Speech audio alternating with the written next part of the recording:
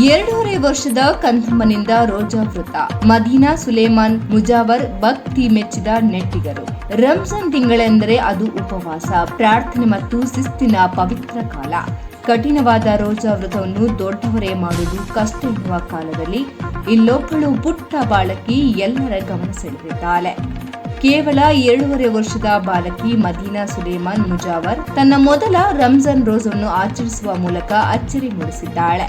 ಸಾಮಾನ್ಯವಾಗಿ ಮುಸ್ಲಿಂ ಧರ್ಮದಲ್ಲಿ ಮಕ್ಕಳಿಗೆ ವಯಸ್ಸಾದ ಮೇಲೆ ಉಪವಾಸ ನಿಯಮಗಳು ಅನ್ವಯವಾಗುತ್ತದೆ. ಆದರೆ ಭಕ್ತಿ ಮತ್ತು ಶ್ರದ್ಧೆಗೆ ವಯಸ್ಸಿನ ಹಂಗಿಲ್ಲ ಎಂಬುದನ್ನು ಮದೀನಾ ಸಾಬೀತುಪಡಿಸಿದ್ದಾಳೆ.